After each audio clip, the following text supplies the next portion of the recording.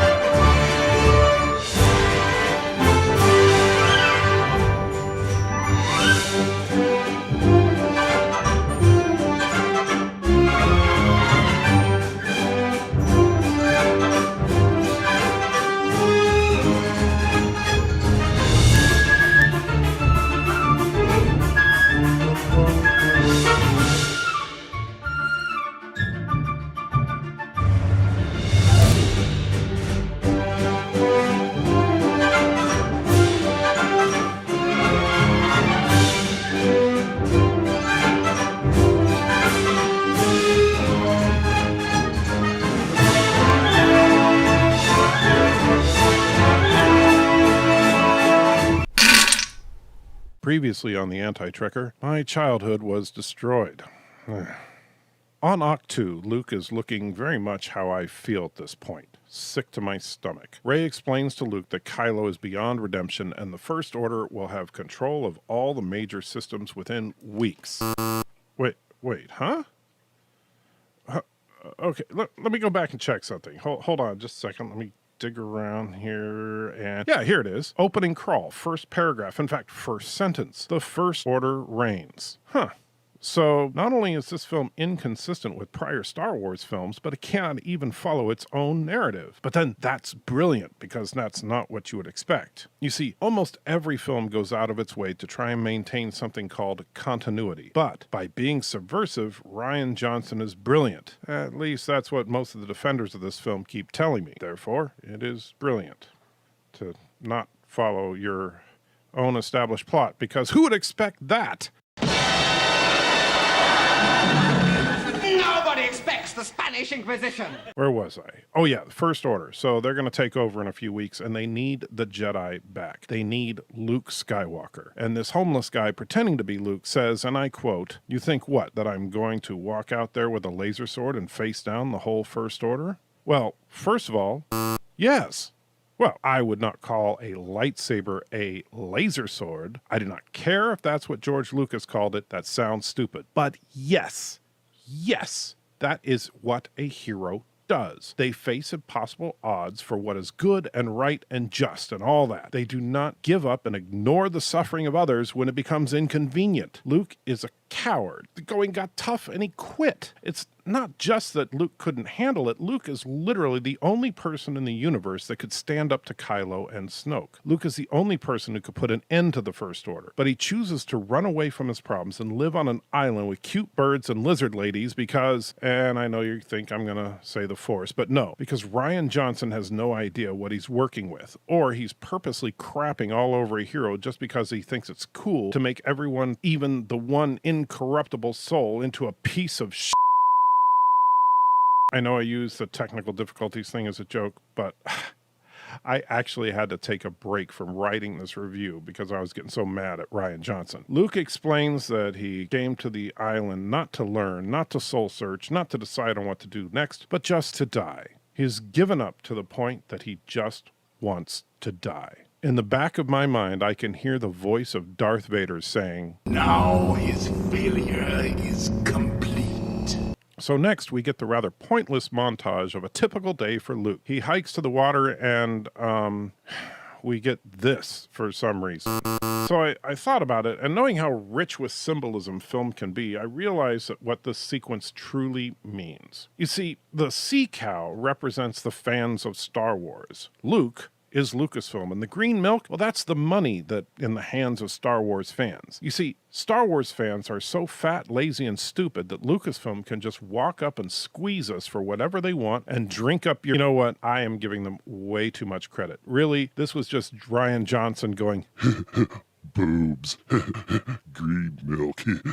After being violated by Luke, the sea cow looks at Rey as if to say, It's okay. I can't feel the pain anymore. You can abuse me if you want to. After Rey apparently declines the opportunity to commit an unspeakable act against nature, Luke, for some reason, vaults across this span of water using the conveniently located 100-foot pole that, despite the fact that they're at an island with frequent rain and high winds, never blows over. I guess he can also use it to stab fish? Now, somehow from 100 feet up on a cliff, Luke can see a fish swimming and stab it with pinpoint accuracy and then somehow manage to lift it out of the water. I mean, how did he even lift the pole? And look at the size of that fish. I'm sure that some of you may have noticed that I'm not using my standard excuse of the Force like I normally do for stuff like this. And that's because we specifically find out later that Luke has cut himself off from the Force, which means we can't use that excuse. Quantum?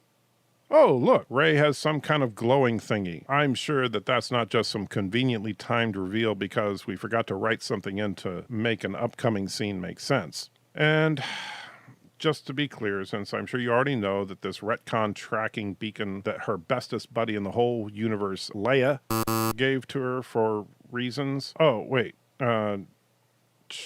She did not cut herself off, so the Force. But given what it is and what it's for, why would Rey have it anywhere but safely stored on the Falcon? Why take a chance at losing it on the island? Whatever. Rey feels a calling to an old hollowed out tree because why not? And here is another splendid example of how Rian Johnson is the worst person on the planet. So he crapped all over the fact that the lightsaber was calling to Rey in The Force Awakens. No, folks, that was meaningless.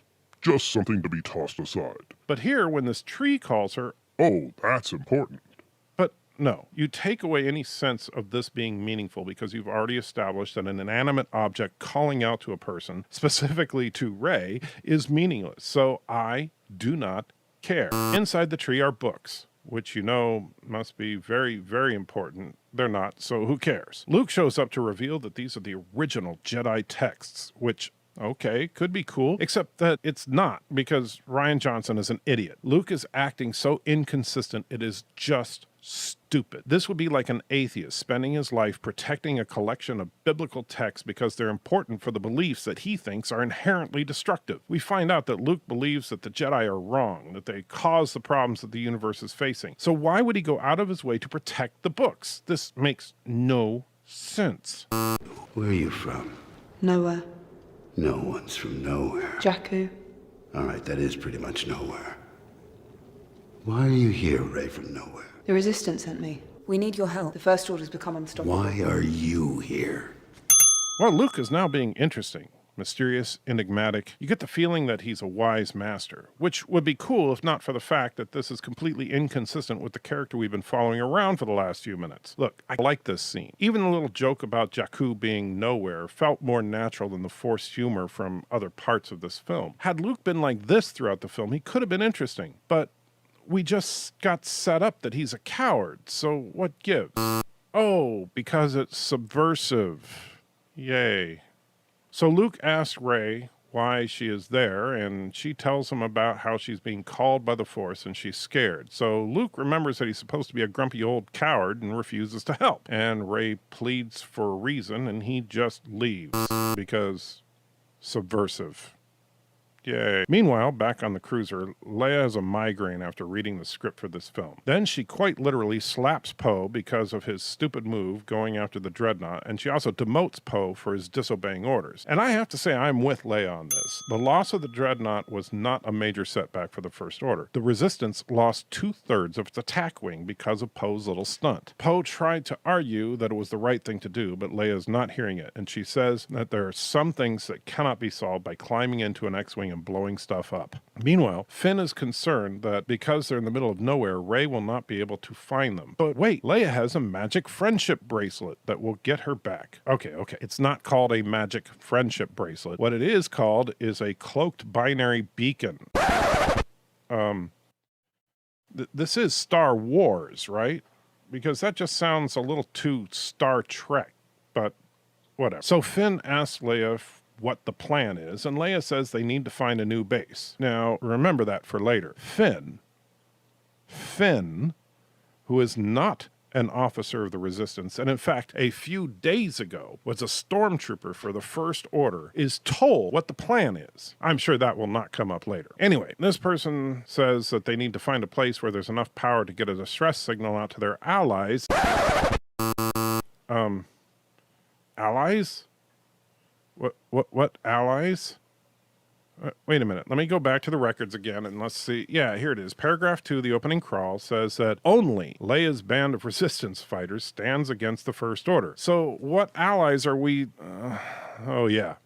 subversion. Yeah, you know, it seems like there's a lot going on that we are just not being told about, but whatever. Proximity alert! Okay. I love Admiral Akbar as much as the next guy, but really, we have multiple sirens and buzzers blaring out that there's a proximity alert, and he has to tell us that there is a proximity alert. I mean, really?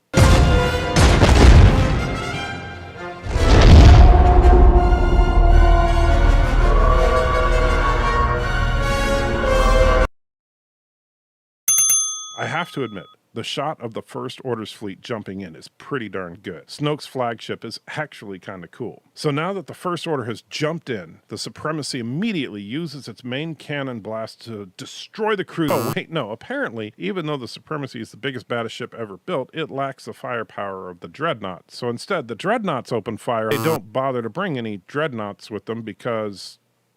subversion? Yeah. Poe suggests jumping to light speed to escape since they have just enough fuel for one more jump. Because, you know, we have always had ships running out of fuel before in Star Wars. Subversion.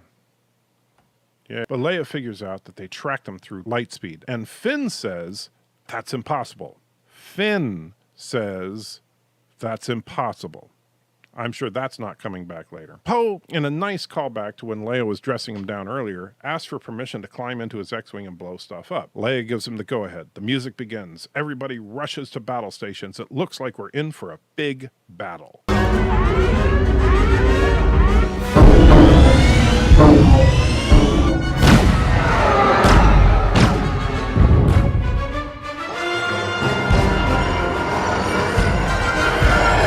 Follow my lead.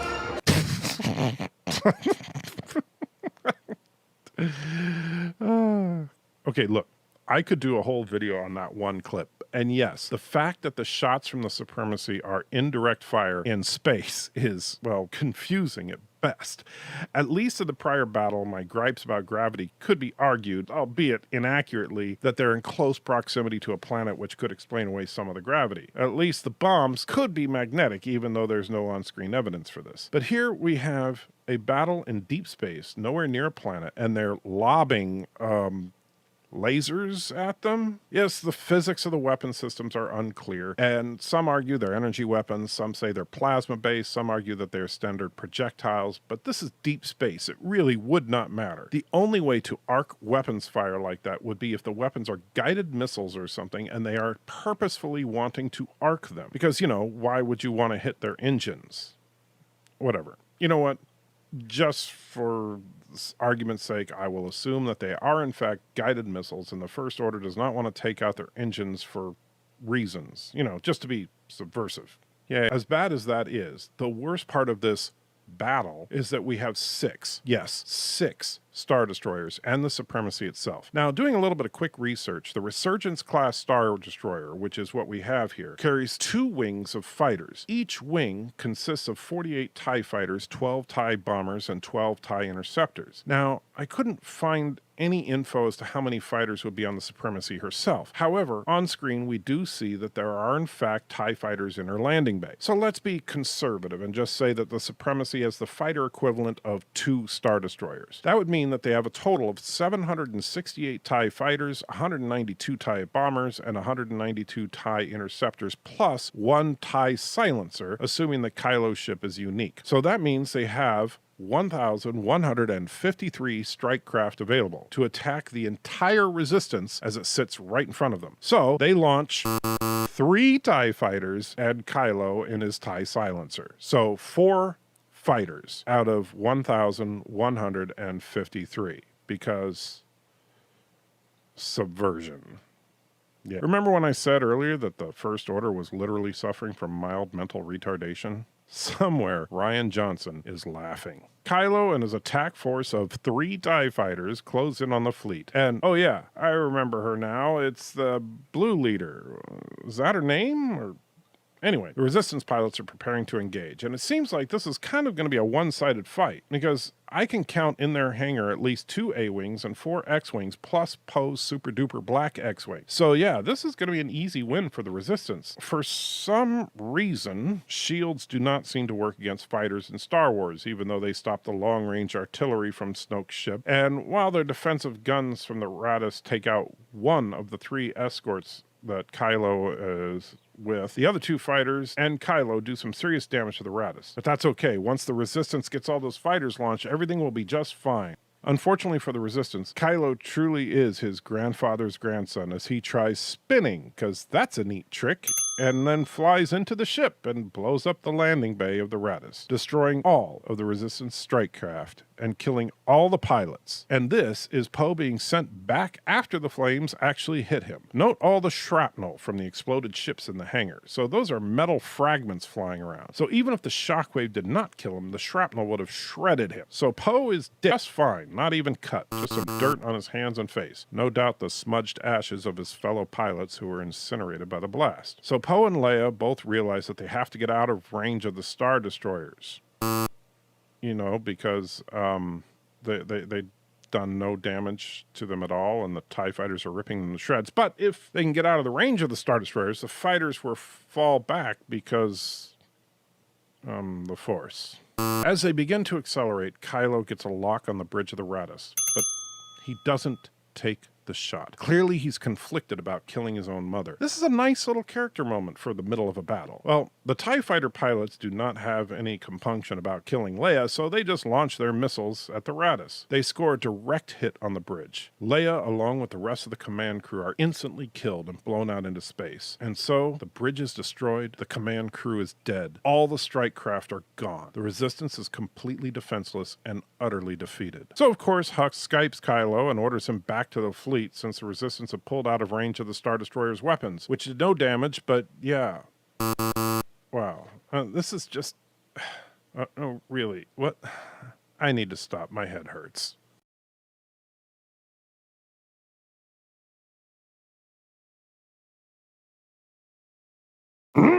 Hit the like button, you will. Likes lead to comments. Comments lead to conversations. Conversations lead to understanding. Go to Patreon and support the anti-trucker you must, if supporting his videos you want. Yes, support his videos. Then listen to this at the end of the videos. You will not